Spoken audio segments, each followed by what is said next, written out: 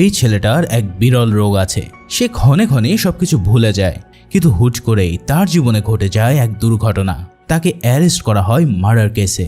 কিন্তু নিজের এমন ভোলা ভালা ছেলে খুন করতে পারে সেটা তার মা কোনোভাবেই বিশ্বাস করে না। তাই সে ছেলেকে বাঁচানোর জন্য এমন কিছু করতে থাকে যা দেখলে সত্যি দম বন্ধ হয়ে আসবে। বলছিলাম অসংখ্য অ্যাওয়ার্ড উইনিং এবং মোস্ট থ্রিল মুভি মাদারের কথা। তো চলো শেষ পর্যন্ত কি ঘটে তাদের সাথে তা জানতে শুরু করি আজকের এক্সপ্লেনেশন। মুভির শুরুতে আমরা একজন মহিলাকে একটি পাহাড়ের খোলা উপত্যকায় উদ্দেশ্যহীনভাবে নৃত্য করতে দেখি। এই মহিলাটি হলো আমাদের গল্পের মা চরিত্র। এখানে তার কোনো নাম রাখা হয়নি, তাই আমরা তাকে মা বলেই সম্বোধন করব। এরপর মাকে আমরা একটা ভেষজ ওষুধের দোকানে কর্মরত অবস্থায় তার একমাত্র অসুস্থ সন্তান ইয়েন দুজনের দিকে খেয়াল রাখা অবস্থায় কাজ করতে দেখতে পাই। দুজন আর 8-10টা ছেলের মতো নয়, তার ভুলে যাওয়ার মানসিক রোগ আছে। কোনো ঘটনা ঘটার কিছুক্ষণের মধ্যেই সে আর সেটাকে মনে রাখতে পারে না। আবার হঠাৎ কোনো এক সময় ওই ঘটনা তার মনে পড়লেই সেই অনুযায়ী দুজন রিয়াকশন করে। দুজনের মা দোকানে কাজ করার পাশাপাশি স্থানীয় লোকদের আকুপাংচার চিকিৎসা দিয়ে কিছু বাড়তি আয় করতে থাকে। দুজনের একমাত্র বন্ধু বা খেলার সাথী হলো জিনতাই, যে খুবই উটকো আর উশৃঙ্খল স্বভাবের ছেলে। একদিন দোকানের বাইরে খেলা করার সময় একটা গাড়ি এসে দুজনকে হিট করে চলে যায়। এটা দেখে তো তার মায়ের জান উড়ে যায়, কিন্তু একটু পরে দেখা যায় দুজন তার প্রতিশোধ নিতে ওই বন্ধুর সাথে চলে যায় একটা গলফ কোর্সে। এখানে তারা সেই গাড়িটা দেখতে পায় আর দুজন রিভেঞ্জ নেওয়ার জন্য সেই গাড়ির লুকিং গ্লাস ভেঙে দেয়। এরপর তারা মাঠের দিকে এগিয়ে যায় গাড়ির মধ্যে থাকা লোকজনদেরকে খুঁজতে। কিন্তু মজার ব্যাপার হলো এই অল্প সময়ের মধ্যেই দুজন ভুলে যায় যে সে কেন এখানে এসেছে। দুজন গলফ লেগ থেকে মনের আনন্দে মাছ ধরার মতন গলফের বলগুলো নিয়ে তার পকেটে ভরতে শুরু করে।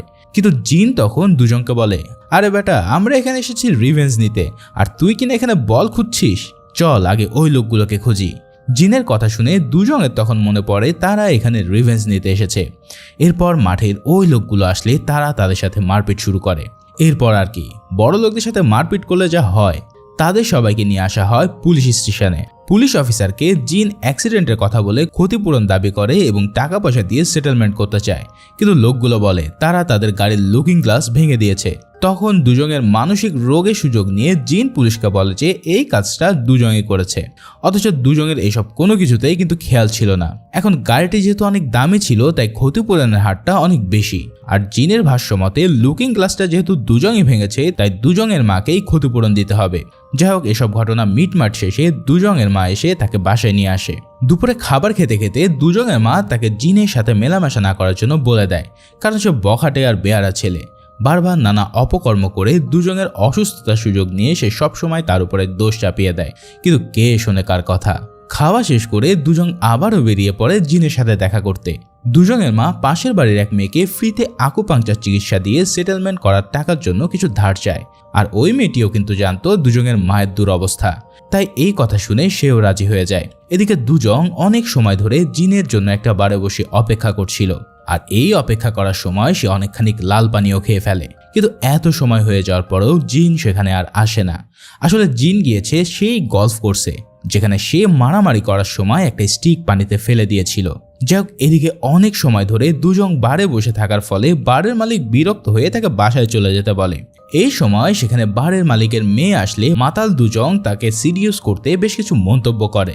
তবে বারের মালিক দুজনের মানসিক অবস্থার কথা জানতো বিধায় তাকে বকাঝকা না দিয়ে বরং ভালোভাবে বাসায় ফিরে যেতে বলে। এদিকে বাসায় ফেরার পথে মাতাল দুজন তার পকেট থেকে একটা গলফের বল রাস্তায় ছুঁড়ে মারে, আর এই বলটি যেখানে গিয়ে পড়ে সেদিকে দুজন একটা মেয়েকে দেখতে পায়।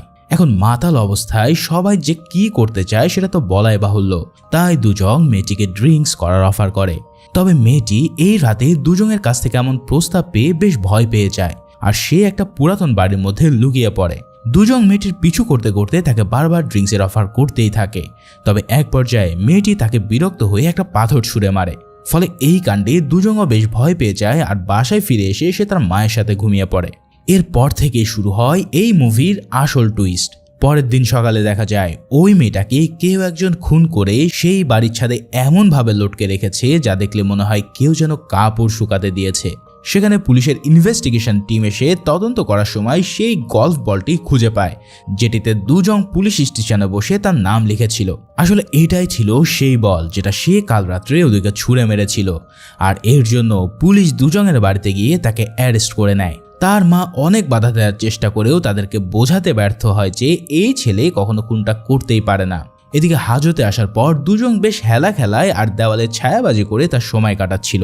এখন মানসিক রোগের একটা ছেলে তো আর এই ব্যাপারে কোনো ধারণা নেই যে কেন তাকে গ্রেফতার করা হয়েছে। এখানে যে মুন নামের একজন পুলিশ অফিসার ছিল যে দুজন এবং তার মাকে খুব ভালোভাবেই পার্সোনালি চিনত, তাই সে দুজনকে সহযোগিতা করতে চাইছিল। আর এর জন্য গতকাল রাতে দুজন যা যা করেছে তা তাদেরকে সে বলতে বলে। তখন দুজন বলে, গত রাতে আমি একটা বাড়ি গিয়ে ড্রিঙ্কস করেছিলাম, তারপর বাসায় গিয়ে মার সাথে ঘুমিয়ে পড়েছি। কিন্তু পুলিশ দুজনকে বলে যে গতকাল তো তুমি ড্রাঙ্ক করার পর মুন জাং নামের একটা মেয়ের পিছু করেছিলে, কারণ তোমাকে একজন লোক রাস্তায় কুকুরের খাবার খেতে দেওয়ার সময় মেয়েটিকে পিছু করতে দেখেছিল। আর তাছাড়া বারের মালিক জানিয়েছে যে তুমি তার মেয়ে মিনার সাথেও বাজে ব্যবহার করেছো। তাই এখন কোনো কথা না লুকিয়ে সত্যি সত্যি আমাদেরকে সবকিছু খুলে বলো। তখন দুজন বলে তার আসলে কিছু মনে পড়ছে না। পাশের সহকারী পুলিশ অফিসার তখন দুজনকে খুনি মনে করে দুজনকে স্বীকারোক্তি পত্রে সাইন করতে বলে।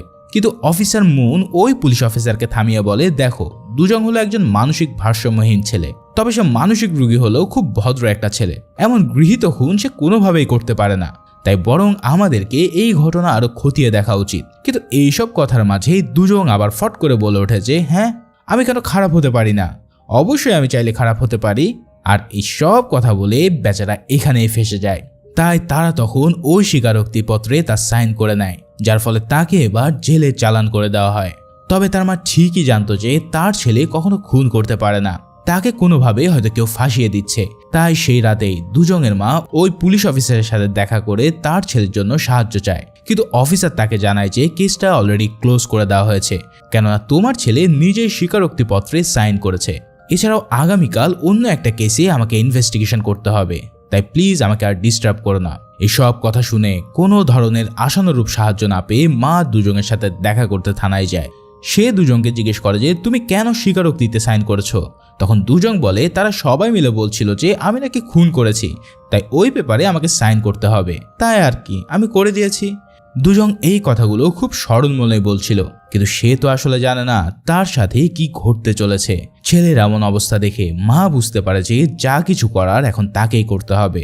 পরের দিন খুনের ডেমো প্রেজেন্টেশনের জন্য ওই স্পটে দুজনকে নিয়ে যাওয়া হয়। পুরো শহরের সমস্ত লোকেরা সেখানে এসে উপস্থিত হয়, যেন এখানে ফ্রিতে বাতাসা জিলাপি দেওয়া হচ্ছিল।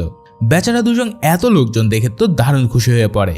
সে পুলিশের কথা মতো খুনের ডেমো দিতে থাকে যে কিভাবে সে মেয়েটাকে খুন করেছিল। অন্যদিকে দুজনের মা স্পটে আগত সমস্ত লোকের মাঝে একটা লিফলেট বিতরণ করে, যেখানে লেখা ছিল তার ছেলে একজন রোগী এবং সে নির্দোষ। এরপর দুজনের মা চলে যায় মুনের ফিউনারেলে। সেখানে সবাই উপস্থিত হয়ে তাকে খুবই অপমান করে নানা ধরনের কথা বলতে থাকে। তবে তার মা সবাইকে উদ্দেশ্য করে বলে যে তার ছেলে এই খুন করেনি, বরং তার ছেলে একদম নির্দোষ। তবে ভিড়ের মধ্যেই হঠাৎ একটা মহিলা তাকে চড় মেরে বসে। অপমান আর লজ্জায় দুজনের মা সেখান থেকে বাড়ি ফিরে যায়। এখানে আমরা মুনের বৃদ্ধ নানিকে দেখতে পাই, যে কিনা এইরকম একটা পরিস্থিতিতেও পুরোপুরি উদাসীন ছিল। তার নাতনির মৃত্যুতে তার কোনো শোকই নেই, বরং সে আজও রাইস লিকার অর্থাৎ ভাত থেকে যে মদ তৈরি করা হয় তা পান করছিল। এরপর দুজনের মা কাং সিয়াক নামের একজন বিখ্যাত বড় মাপের উকিলের সাথে সাক্ষাৎ করে। এরপর সে ওই উকিলকে নিয়ে চলে যায় দুজনের সাথে কথা বলার জন্য। সে তাকে জিজ্ঞেস করে গত রাত্রে কি ঘটেছিল, সেগুলো যেন সে মনে করে সবকিছু উকিলকে খুলে বলে। কিন্তু দুজনে তেমন কিছুই মনে পড়ে না। তাই তার মা তাকে আকুপাংচার পদ্ধতিতে স্মরণ করার একটা টেকনিক দেখায়। আর এই টেকনিক ফলো করে সে হঠাৎ করেই বলে হ্যাঁ, আমার অনেক কিছুই মনে পড়েছে। দুজন বলে মা, ওই লোকদের গাড়ির লুকিং গ্লাস আমি ভাঙিনি, সেটা ভেঙেছে জিন। তবে মা ছেলের এমন কাণ্ড কারখানা দেখে উকিল কেসটাকে আর সিরিয়াসলি নেয় না।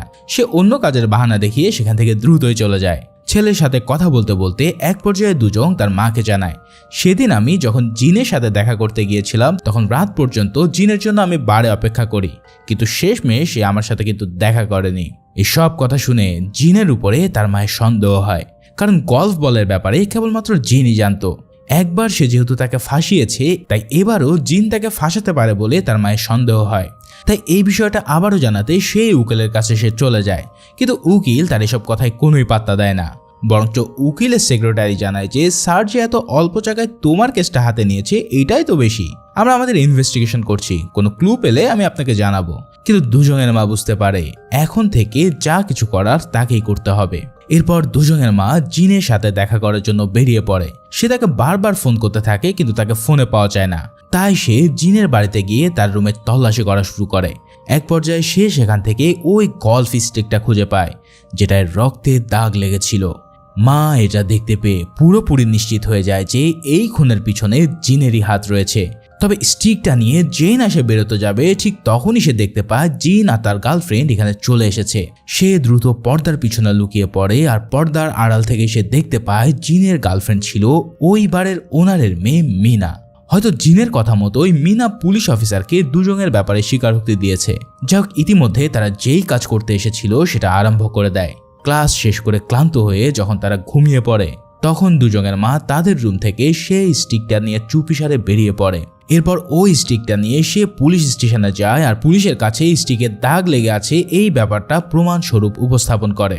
এখন এত বড় একটা লিড পাওয়ার পর পুলিশ জিনকে ডেকে নিয়ে আসে। তখন জিন পুলিশকে একটা ভিডিও দেখায় যেখানে তার গার্লফ্রেন্ড মিনা ওই স্টিকটাকে মাইকের মতন ব্যবহার করে গান গাইছিল আর সেই জন্যই হয়তো তার লিপস্টিকের দাগ সেখানে লেগে আছে। এখন এই বিষয়টি একজন লেডি অফিসারও নিশ্চিত করে। সে বলে এটা আসলে কোনো রক্তের দাগ নয়, বরং এটা হচ্ছে স্রেফ একটা লিপস্টিকের দাগ। এখন ছেলেকে বাঁচানোর চেষ্টায় ব্যর্থ হয়ে দুজনের মা খুব হতাশ হয়ে থানা থেকে বেরিয়ে পড়ে। পথে যেতে যেতে একজন ভাঙড়িওয়ালার কাছ থেকে দুজনের মা একটা ছাতা কিনে তা দিয়ে কোনো রকম বৃষ্টির পানি ঠেকায়। ওই পথ দিয়ে সেই সময় উকিলের সেক্রেটারি যাচ্ছিল।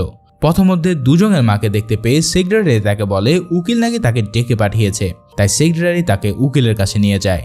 সে ভাবতে থাকে উকিল নিশ্চয়ই তার ছেলের ব্যাপারে কোনো তথ্য পেয়েছে, কিন্তু যাওয়ার পর উকিল তাকে জানায় যে আমি তোমার ছেলের 15 বছরের সাজা কমিয়ে 4 বছর করে দিতে পারবো। তোমার ছেলে যেহেতু মানসিক রোগী তাই আমি একজন পরিচিত সাইকিয়াট্রিক ডাক্তারকে তোমার ছেলের ব্যাপারে সাহায্য করতে বলবো, আর তার এখানে কাজ হবে তোমার ছেলেকে পাগল প্রমাণ করে তোমার ছেলের সাজা 4 বছরে নিয়ে আসা। এখন উকিলের এই প্রস্তাবে কি আর মায়ের মন শান্ত হয়? সে চাইছে তার ছেলেকে কালকেই থানা থেকে মুক্ত করে নিয়ে আসতে। তাই মাও উকিলকে তার ছেলের কাছ থেকে মুক্ত করে দিয়ে বাসায় ফিরে আসে। বাসায় ফিরে দুজনের মা দেখতে পায় জিন আগে থেকেই তার বাসায় অপেক্ষা করছে। আসলে পুলিশ স্টেশনে মায়ের কর্মকাণ্ডের জন্য তাকে বেশ অপমানিত হতে হয়েছে, তাই অপমানের ক্ষতিপূরণ হিসেবে দুজনের মায়ের কাছে জিন তাই অনেক টাকা চায়, কিন্তু তার তো এত টাকা দেওয়ার সামর্থ্য নেই। তাই সে কিছু অল্প টাকা দিয়ে তার কাছে ক্ষমা প্রার্থনা করে। সে বলে, দেখো বাবা, আমি আমার ছেলেকে মুক্ত করার জন্য এসব করেছি, তুমি কিছু মনে করো না, পারলে আমাকে ক্ষমা করে দিও। তবে জিন সেখান থেকে চলে যাওয়ার আগে দুজনের মাকে বেশ কিছু পরামর্শ দেয়। সে তাকে বলে এই সময় তোমাকে এত ভেঙে পড়লে চলবে না, তোমার ছেলেকে মুক্ত করার জন্য তোমাকে একাই লড়াই করতে হবে, আর এই কাজ করতে গিয়ে তুমি কাউকেই বিশ্বাস করবে না, এমনকি আমাকেও না। সাধারণত কেউ খুন করলে খুনি লাশটিকে লুকিয়ে ফেলে বা কবর দেয়, কিন্তু এই খুনি লাশটিকে শহরের সবচেয়ে উঁচু বাড়ির ছাদের কার্নিশে এমনভাবে সাজিয়ে রেখেছে যাতে পুরো শহরের লোক তা দেখতে পারে। খুনি যেন গোটা শহরবাসীকে এই মেসেজ দিতে চাইছে যে দেখো, আমি এই মেয়েটাকে খুন করেছি। খুনি নিশ্চয়ই মেয়েটির কোনো একটা কর্মকাণ্ডের বদলা নিয়েছে, আর তাছাড়া এই মেয়ের ব্যাপারে অনেক গুজবও আছে, তাই তোমাকে আগে ওই মেয়ের ব্যাপারে খোঁজ খবর নিতে হবে। এখন এখান থেকেই ঘটনা আরো বেশি জমতে শুরু করে। পরের দিন থেকে দুজনের মা নিজে নিজে ওই মেয়ের ব্যাপারে ইনভেস্টিগেশন শুরু করে দেয়। সে মুনের স্কুলে গিয়ে স্কুলের বাচ্চাদের থেকে ওই মেয়েটার ব্যাপারে খোঁজ খবর নেয়। সে বাচ্চাদের কাছ থেকে জানতে পারে যে মুনকে সবাই রাইস কেক বলে ডাকতো, আর ওই মেয়েটি জেপি নামের একটা বয়ফ্রেন্ডও ছিল। এই সব কথা শোনার পর মা এবার থানায় চলে যায় দুজনের সাথে দেখা করতে। সে দুজনকে বলে, শোনো বাবা, এখন থেকে তোমার যা কিছু মনে পড়বে তা কেবলমাত্র আমাকে ছাড়া আর কাউকে বলবে না। তখন দুজন বলে, ওদিন রাতে আমি শুধুমাত্র ওই মেয়েটাকে পিছন থেকে দেখেছিলাম। মা বলে, তুমি কি রাস্তায় আর কাউকে দেখেছিলে? এটা শুনে দুজন বলে, না মা, ওই দিন রাস্তায় আমি কাউকেই দেখিনি। তখন সে আবারও বলে, তাহলে এখন থেকে তোমার শুধুমাত্র একটাই কাজ, আর তা হলো ওই দিন রাতের ঘটনাগুলো পুঙ্খানুপুঙ্খানুভাবে স্মরণ করা, আর যাই মনে পড়ুক না কেন সেটা আমাকে বিস্তারিত বলা। এরপর দুজন তার মায়ের কথা মতো সারাদিন জেলখানায় ওই ঘটনার দিনটি স্মরণ করার জন্য মায়ের শেখানো আকুপাংচার পদ্ধতি চেষ্টা করতে থাকে। তবে দুজনের এই সব কর্মকাণ্ড দেখে একজন আসামি তাকে পাগল বলে বসে। এই পাগল কথা শুনে দুজনের মেজাজ একদম বিগড়ে যায়, তাই সে নিজের উপর আর কন্ট্রোল রাখতে পারে না, যার ফলে ওই আসামির সাথে তার তখন মারামারি বেঁধে যায়। অন্যদিকে দুজনের মা তার পাড়া প্রতিবেশীদের আকুপাংচারের ট্রিটমেন্টের মাধ্যমে পয়সা সংগ্রহ করতে থাকে ছেলের জন্য। পাড়ার একজন মহিলা থেকে সে জানতে পারে যে মুনের কোনো বাবা মা নেই, সে তার নানির সাথে থাকতো আর তাকে দেখাশোনা করত। তবে তার নানি ছিল মাতাল উন্মাদ কিসিমের, সে সারাদিন মদ খেয়ে দিন কাটিয়ে দিত। পরের দিন মা দুজনের কাছে গিয়ে দেখা করতে চায় যে কিছু মনে পড়েছে কিনা। দুজন বলে, হ্যাঁ মা, আমার খুব গুরুত্বপূর্ণ একটা কথা মনে পড়েছে। আমার যখন 5 বছর বয়স ছিল তখন তুমি আমাকে বিষ দিয়ে মেরে ফেলতে চেয়েছিলে। ছেলের মুখের এই কথা শুনে মা প্রচন্ড শকড হয়ে পড়ে। সে দুজনকে বোঝাতে চেষ্টা করে যে ওই সময় শুধুমাত্র দুজন না, বরং সে নিজেও মরতে চাইছিল। কারণ সংসারের টানাপোড়েন আর অভাবের তাড়নায় জীবনের সেই সময় সে এতটাই দুর্বিষহ হয়ে পড়েছিল যে এই জীবন থেকে মুক্তি পেতে তারা দুজনেই মৃত্যুকে বেছে নিয়েছিল। কিন্তু দুজন তার মায়ের কোনো কথাই শোনে না, উল্টো তাকে সেখান থেকে রাগ করে চলে যেতে বলে। এসব কথাবার্তা শুনে দুজনের মা মনে ভীষণ কষ্ট নিয়ে তার বাড়িতে ফিরে আসে। বাড়িতে ফিরে দুজনের মা স্টোর রুম থেকে দুজনের সেই 5 বছরের বয়সের ছোটবেলার একটা পুরাতন ছবি খুঁজে পায়। এই ছবিটা নিয়ে সে চলে যায় পাশের একটা কম্পিউটারের দোকানে। এরপর সে ওই দোকানদারকে এই ছবিটা বড় ক্লিয়ার প্রিন্ট করে দিতে বলে। দোকানে মেয়েটি তখন দুজনের ছবিটা এডিট করা শুরু করে। আর এই সময় হঠাৎ তার মনে পড়ে গত কয়েকদিন আগে তার দোকানে মুন এসেছিল প্রায় 20টা ছবি প্রিন্ট করার জন্য। সেই সময় মোবাইলের ছবি খুব একটা বেশি কোয়ালিটিফুল ছিল না, তাই সেই দোকানদার মুনকে জিজ্ঞেস করেছিল যে মোবাইলের ছবি তো খুব বেশি ভালো হয় না, তাহলে সে এই ছবিগুলো কেন প্রিন্ট করে রাখতে চায়। জবাবে মুন বলেছিল যে এই প্রত্যেকটা ছবি তার কাছে একটা মেমোরি। আর এই সময় হঠাৎ মেয়েটির নাক দিয়ে রক্ত পড়তে শুরু করেছিল। মেয়েটির সাথে তার এক বান্ধবী ছিল যার মুখে একটা কাটা দাগ আছে। তার কাছ থেকে দোকানের মেয়েটি জানতে পারে যে তার নাক দিয়ে প্রায়ই এমন রক্ত পড়ে। এই সব কথাবার্তা শুনে দুজনের মা চলে যায় মুনের স্কুলে আরো ভালোভাবে ইনভেস্টিগেশন করার জন্য। তবে দোকানের ওই মেয়েটি যেহেতু দুজনের মায়ের প্রতিবেশী ছিল, তাই সে মুনের বাড়ির ঠিকানা দিয়ে তাকে পাঠিয়ে দেয় ওই ফোন খোঁজ করার জন্য। তবে সেই বাড়িতে গিয়ে ফোনের কোনো খোঁজ পাওয়া যায় না। অন্যদিকে দুজনের মা ওই মেয়েটাকে খুঁজে বের করে আর মেয়েটার ব্যাপারে জানতে পারে যে মেয়েটি মোবাইল ফোনের খুঁটিনাটির ব্যাপারে খুব ভালোভাবে জানতো, কারণ সেই মেয়েটি মোবাইল সার্ভিসিং এর দোকানে কাজ করত। এই মেয়েটা মোবাইলের ক্যামেরার শাটার সাউন্ড বিশেষ একটা কৌশলে বন্ধ করতে পারত, যার ফলে যে কেউই এই ফোনের ক্যামেরাকে স্পাই ক্যামেরা হিসেবে ব্যবহার করার সুযোগ পেত। দুজনের মা তার ফোনেও এই কাজটি করে দিতে বলে, আর মেয়েটিও কিছু টাকা ইনকামের আশায় সে কাজটা করতে থাকে। এক পর্যায়ে মা মেয়েটিকে বলে, আচ্ছা তুমি বলো তো, তুমি কি মুনের ফোনে এমন কাজ করেছিলে? এই কথা শুনে মেয়েটা বেশ ঘাবড়ে যায় আর কিছু একটা কেনার বাহানা করে সে সেখান থেকে সটকে পড়ে। তবে মেয়েটা খুব বেশি দূর পালাতে পারে না, কারণ রাস্তায় তাকে আটক করে মুনের ফোনটা কোথায় আছে সেই ব্যাপারে তার কাছ থেকে জানতে চায়। কিন্তু মেয়েটি জানায় সে এই ফোনের ব্যাপারে কিছুই জানে না। মেয়েটাকে বাঁচাতে দুজনের মা এই সময় একটা কৌশলে একটা কাচের বোতল রাস্তায় ফেলে দিয়ে একটা লোক পিছনে তাকালে তাদেরকে দেখতে পায়। লোকটিকে তাদের কাছে আসতে দেখে ছেলেগুলো সেখান থেকে পালাতে শুরু করে। দুজনের মা ছেলেগুলোকে পিছু করতে করতে একটা জায়গায় গিয়ে পৌঁছায়। তারপর সে জিনকে কল দিয়ে সেখানে ডাকে। মা জিনকে তার জমানো বেশ কিছু টাকা দেয় ছেলেগুলোকে মেরে তাদের কাছ থেকে তথ্য বের করার জন্য। এরপর জিনতাই তার কাজে লেগে পড়ে, ছেলেগুলোকে আচ্ছা মতো কেলানি দিয়ে তাদের কাছ থেকে তথ্য বের করে নেয়।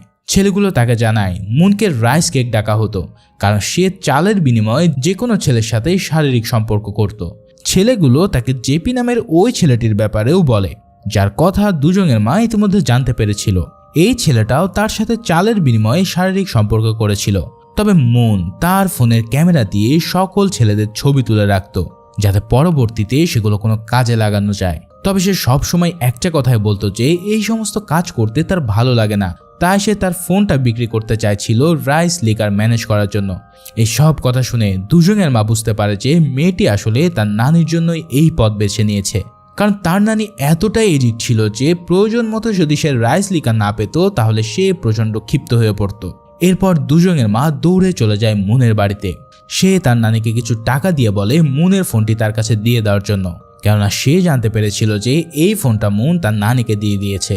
এখন টাকা দেখে মুনের নানি একটা চালের ড্রামের মধ্যে থেকে সেই ফোন বের করে দেয়। এদিকে জেলখানায় দুজনের হঠাৎ মনে পড়ে যায় সেই রাতের কথা। ওদিন রাতে দুজন সেই পরিত্যক্ত বাড়ির মধ্যে একটা বৃদ্ধ মানুষকে দেখেছিল।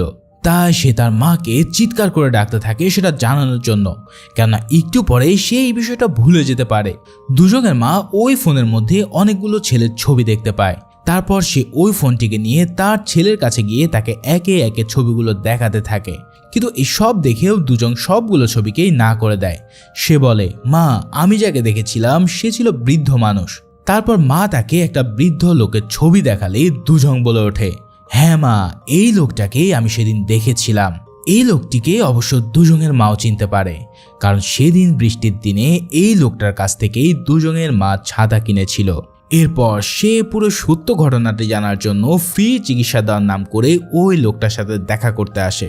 সে লোকটাকে জিজ্ঞেস করে তার শরীরে কোনো অসুখ থাকলে সে বিনা পয়সায় চিকিৎসা করে দেবে। প্রস্তাবে সেই লোকটা জানায়, আমার হার্টের অবস্থা তেমন একটা ভালো না। এই বুড়ো বয়সে আমি এমন কিছু দেখেছি যা আমার মোটেও দেখা উচিত হয়নি। মা তখন কথার জালে লোকটাকে বলে, আপনি আপনার মনের সমস্ত কথা আমাকে কিন্তু শেয়ার করতে পারেন, এতে আপনার হার্টের উপরে বেশ চাপ কমবে। এই সব কথা শুনে সে লোকটা বলা শুরু করে, আমি প্রায়ই একটা পরিত্যক্ত বাড়িতে গিয়ে থাকতাম, সেখানে কেউই আসতো না, কিন্তু সেদিন রাতে সেখানে একটা মেয়ে এসেছিল আর তার পিছু করছিল একটা উদ্ভট কিসিমের ছেলে। ছেলেটিকে তাকে ড্রিঙ্কস করার অফার করছিল। এখন এই ছেলেটাকে সেটা তো তোমরা বুঝতেই পারছো। সে আরো বলতে থাকে, কিন্তু মেয়েটি তাকে পাত্তা না দিয়ে বরং বিরক্ত হয়ে তার দিকে একটা পাথর ছুঁড়ে মারে। ফলে এই পাথরের ধাওয়া খেয়ে ছেলেটাও এরপর সেখান থেকে চলে যায়। কিন্তু কাহিনী এখানেই শেষ নয়। ওই মেয়েটা হঠাৎ তাকে বলে ওঠে, আচ্ছা তুমি কি আমাকে চেনো? দুজন তার কথা শুনে বলে, না, আমি তোমাকে চিনি না। তখন মেয়েটা বলে, তাহলে আমাকে কেন ফলো করছিলে? আমি তো তোমাদের মতন পাগল আর স্টুপিডদেরকেই ঘৃণা করি। এখন এই পাগল আর স্টুপিড কথাটি শুনেই দুজনের মাথা গরম হয়ে যায়, যার ফলে সে ওই পাথরটা তুলেই ওই মেয়েটার দিকে ছুঁড়ে মারে। এই কাণ্ডে মেয়েটার মাথায় প্রচন্ড আঘাত লাগে আর সে সেখানেই মারা যায়। যার ফলে এমন দৃশ্য দেখে দুজন তখন দিশাহারা হয়ে সাহায্যের জন্য কাউকে ফোন করতে চায়, কিন্তু সে নার্ভাস হয়ে যাওয়ার কারণে বারবার সবকিছু ভুলে যাচ্ছিল। এরপর সে মেয়েটিকে সিঁড়ি দিয়ে টেনে ছাদে তুলে নিয়ে যায়। তবে এই সব কথাবার্তা শুনে দুজনের মার মাথা যেন পুরোই গরম হয়ে যায়, কারণ সে জানে তার ছেলের এমন কোনো ক্ষমতা নেই একটা মানুষকে হত্যা করার। তাই সে ওই লোকটাকে বলতে থাকে যে আমার ছেলে কখনোই এমন কাজ করতেই পারে না, আর তাছাড়া পুলিশও বলেছে যে তার ছেলেকে ছেড়ে দেওয়া হবে। কিন্তু বৃদ্ধ লোকটা বলে, এটা তো কোনোভাবেই সম্ভব নয়। আমি নিজ চোখে দেখেছি পুলিশ যাকে আটক করেছে সেই ছেলেই ছিল আসল খুনি। এরপর লোকটি থানায় ফোন করে ঘটনাটা জানাতে গেলে দুজনের মা লোকটির মাথায় পিছনে একটা ভারী রেঞ্জ দিয়ে আঘাত করে বসে। মা নিজের ছেলেকে বাঁচানোর নেশায় নিজের উপর নিয়ন্ত্রণ হারিয়ে ফেলে, তাই সে বারবার লোকটার মাথায় আঘাতের পর আঘাত করতেই থাকে। কিন্তু একটু পরেই যখন তার হুঁশ ফিরে আসে তখন সে বুঝতে পারে ছেলেকে বাঁচাতে গিয়ে সে একটা নির্দোষ মানুষকেই খুন করে ফেলেছে। তবে পরক্ষণেই সে ভাবে যে যাই হোক, সে তো তার ছেলেকে কিছুটা হলেও বাঁচাতে পারবে। তাই নিজের মন শক্ত করে প্রমাণ নষ্ট করার জন্য ওই লোকটি সহ সে পুরো বাড়িতে আগুন ধরিয়ে দেয়। এরপর মা পাশের একটা জঙ্গলের মধ্যে বসে ভাবতে থাকে সে কেন এমনটা করলো। ঠিক এরপরে আমরা সেই আইকনিক সিনটা দেখতে পাই যেখানে মা ছন্দহীনভাবে পাহাড়ের উপত্যকায় নৃত্য করছিল। তবে মনে হতে পারে কাহিনী এখানেই শেষ, কিন্তু দাঁড়াও, আর একটু অপেক্ষা করো। এই ঘটনার কিছুদিন পর পুলিশ অফিসার মায়ের কাছ থেকে এসে জানায় যে তারা প্রকৃত খুনিকে ধরতে পেরেছে এবং দুজনকে খুব দ্রুতই তারা মুক্ত করে দেবে। খবরটি শুনে মা ওই আসামি ছেলেটার সাথে দেখা করতে চায়। পুলিশ জানায় আটককৃত আসামির নাম হলো জেপি। হ্যাঁ, এটাই হলো সেই ছেলে যার নাম আমরা মুভির প্রথমেই শুনেছিলাম। এই ছেলেটাও মূলত মানসিক ভারসাম্যহীন পেশেন্ট। হসপিটাল থেকে পালানোর পর এই জেপির শার্টে মুনের রক্ত পাওয়া গিয়েছিল, যা ফরেনসিক টিম নিশ্চিত করেছে। জেপি স্বীকারোক্তি দিয়েছে সে মুনের বয়ফ্রেন্ড এবং যখন তারা একসাথে ছিল তখন হঠাৎ মুনের নাক থেকে রক্ত পড়ে তার শার্টে লেগেছিল। পুলিশের কাছ থেকে সব কথা শুনতে পেয়ে মা বুঝতে পারে যে জেপি সব সত্য বলছে, কিন্তু সে যেহেতু একজন মা তাই সে তার ছেলেকে বাঁচানোর জন্য দ্বিতীয় আর কোনো কথা বলে না। জেলখানায় জেপির সাথে দেখা করতে গিয়ে তাকে সে জিজ্ঞেস করে, তোমার কি মা আছে? উত্তরে জেপি বলে, না, তার কেউই নেই। এই কথা শুনে দুজনের মা ভীষণভাবে কাঁদতে শুরু করে, কেননা তার ছেলেকে বাঁচাতে সে যা করেছে তা এই নির্দোষ জেপির জন্য কে করবে। তবে কষ্ট পাওয়ার পরেও তার নিজের সন্তানের দিকে তাকিয়ে তার কিছুই করার থাকে না। কিছুদিন পর দুজনকে জেলখানা থেকে মুক্ত করে দেওয়া হয়। সেই সময় জিন ও মিনা তাকে রিসিভ করতে আসে। ফেরার পথে ওই বৃদ্ধ লোকের পুড়ে যাওয়া বাড়িটির সামনে এসে তারা দাঁড়ায়। বাড়িতে ফিরে ডিনারের সময় দুজন তার মাকে জিজ্ঞেস করে, আচ্ছা মা, খুনি ওই লাশটাকে কেন ছাদের উপরে ওভাবে রেখেছিল? দুজনের আসলে এখনো মনে পড়েনি যে খুনটা সে নিজেই করেছে। তবে দুজনের ধারণা খুনি হয়তো মেয়েটিকে সেখানে রেখেছিল যাতে শহরের লোকরা তাকে দেখে হসপিটালে নিয়ে যেতে পারে।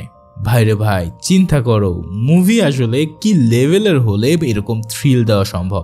এর পরের দৃশ্যে আমরা দেখতে পাই দুজনের মা এলাকার আরো বেশ কয়েকজন সমবয়সী মহিলাদের সাথে পিকনিকে যাচ্ছে। দুজন তার মাকে বেশ কিছু খাবার কিনে দিয়ে অন্য মাদের সাথে তার শেয়ার করার জন্য বলে, আর সেই সাথে সাথে সে তার মাকে ওই আকুপাংচারের বক্সটি দেয় যেটা ওই পুড়ে যাওয়া বৃদ্ধ লোকটির বাড়ি থেকে সে কুড়িয়ে পেয়েছিল। এরপর দুজন বলতে থাকে, মা এরপর থেকে তোমাকে আরো বেশি নিজের প্রতি খেয়াল রাখতে হবে। ছেলের মুখের এই কথা শুনে মা আর নিজেকে ধরে রাখতে পারে না। খুনি সন্তানকে বাঁচাতে গিয়ে মা নিজেও এখন খুনিতে পরিণত হয়েছে। এই সব কথাবার্তা ভেবে গাড়িতে বসে সে প্রচন্ড কষ্ট পায়। তবে ফাইনালি নিজের উপরে সে আকুপাংচার ট্রিটমেন্ট অ্যাপ্লাই করে সমস্ত দুঃখ বেদনা ভুলে গিয়ে অন্য মাদের সাথে আনন্দ করতে মেতে ওঠে। আর ঠিক এই সিনের মধ্যে দিয়ে এই ব্যতিক্রমধর্মী থ্রিলার মুভিটি এখানেই শেষ হয়। ভিডিওটা ভালো লেগে থাকলে অবশ্যই লাইক করতে ভুলো না, আর সেই সাথে সাথে চ্যানেলে নতুন হলে সাবস্ক্রাইবটা করে দিও।